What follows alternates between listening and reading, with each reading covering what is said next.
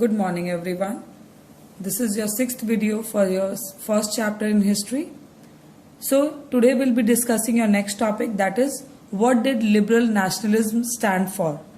So you'll be studying about the meaning of the liberal nationalism. So liberal nationalism क्या था, कैसे वो political life को effect किया, कैसे उसने इकोनॉमिक लाइफ को इफेक्ट किया और कैसे लोगों ने इस टर्म को दैट इज लिबरल नेशनलिज्म को इंटरप्रेट किया. All this you'll be reading today. But before that we in the previous video we started with a very broad topic that was making of nationalism in Europe. So one by one we are dealing with the other topics. So we started with the aristocratic class and the middle class. We read about the aristocracy, how aristocracy enjoyed the ultimate privilege or birth-based privilege.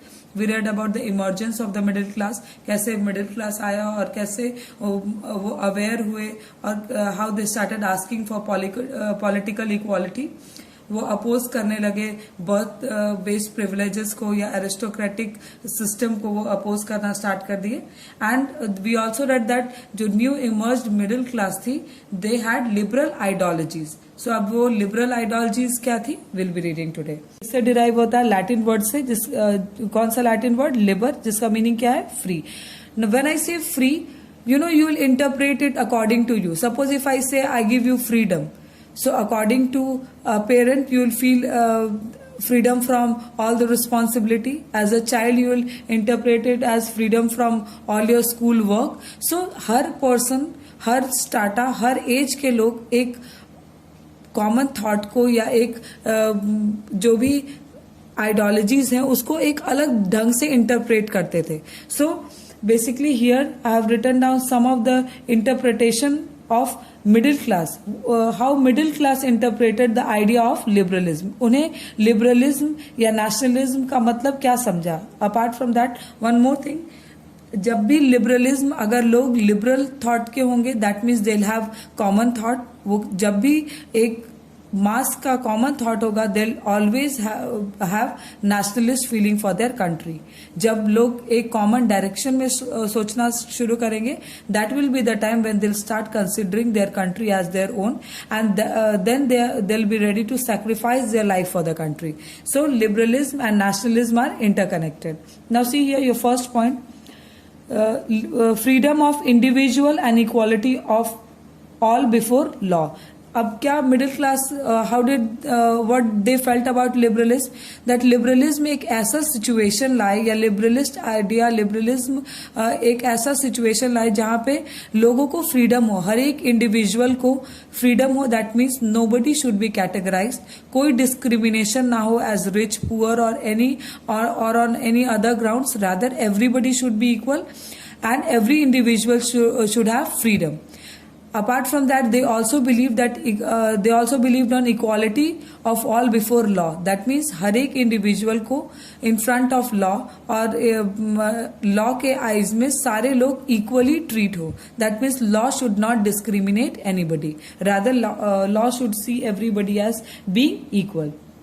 Now your second point is government by consent. Now liberal nationalists what they started feeling that a government ऐसी government आए, एक ऐसी government हमें rule करने आए जो consent से बने, ना कि जैसे पहले ऑटोक्रेटिक रूल थी, मोनार्कियल रूल थी, वैसे नहीं कि किंग अल्टीमेटली थ्रोन पे आ गया and he is ruling the people.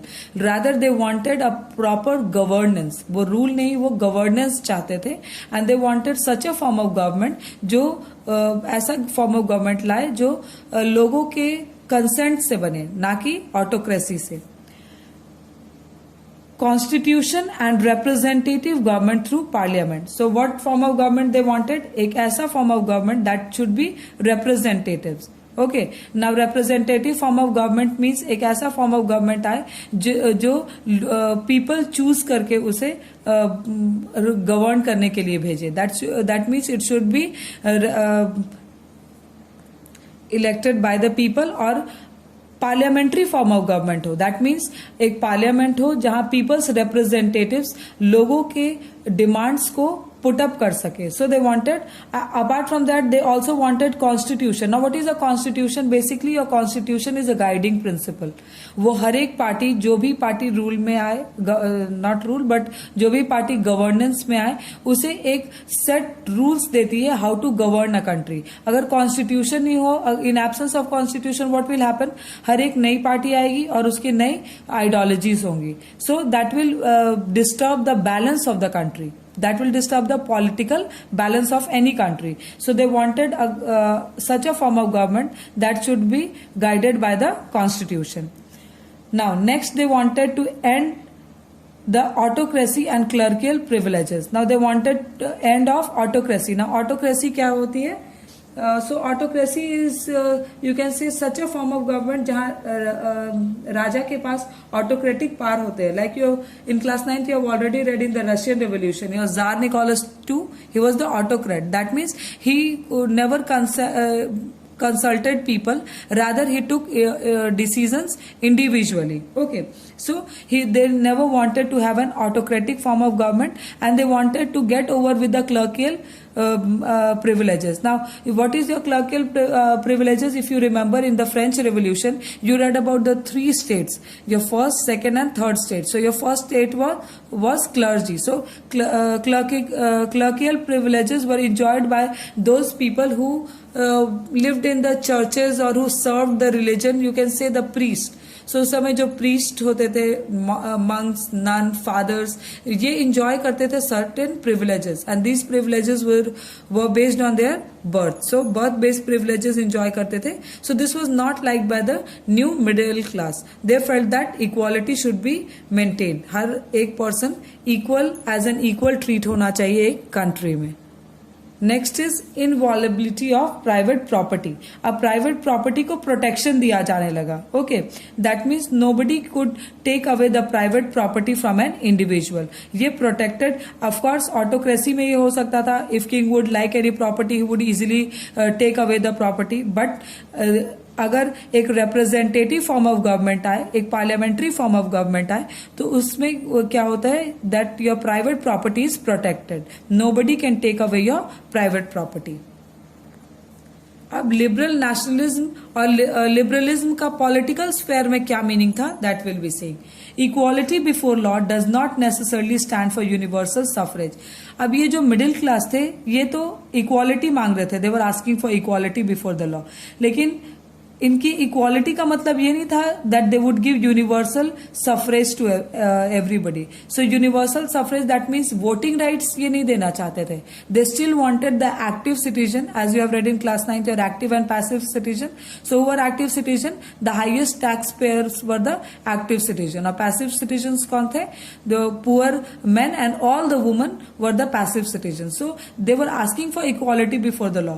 उन्हें चाहिए थी कि सारे लोग लॉ के आइज में सारे लोग इक्वल्स हो, but they never wanted universal suffrage. वो सबको वोटिंग राइट्स नहीं देना चाहते थे.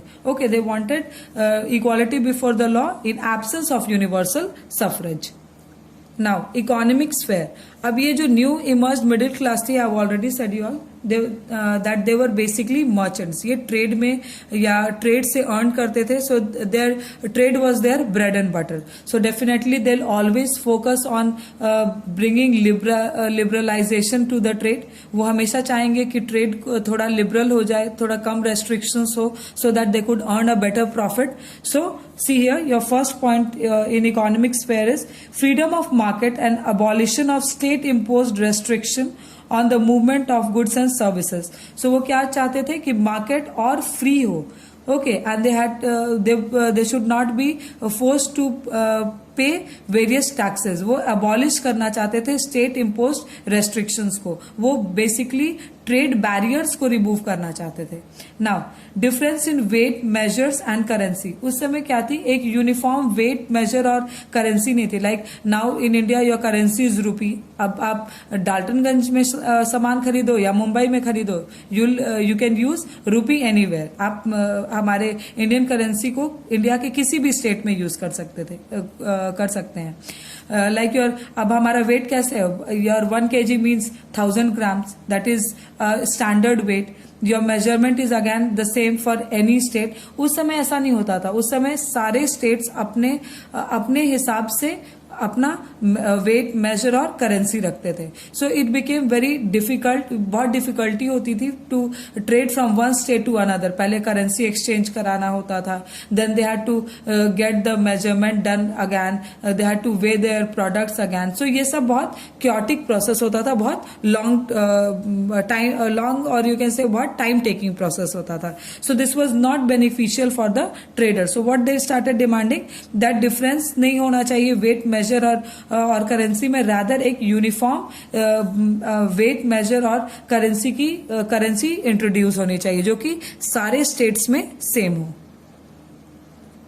Now next, they demanded for unified economic territory. अब वो डिमांड करने लगे कि इकोनॉमिक पर्पज से सारे जो टेरिटरीज हैं, सारे जो मार्केट हैं, उनको यूनिफाई कर देना चाहिए, उनको एक साथ ले आना चाहिए, rather they should not be categorised as different market. So this was all done basically to boost up their trade as they were merchants and they wanted to earn maximum profit. Now your one such custom union was Zollverein.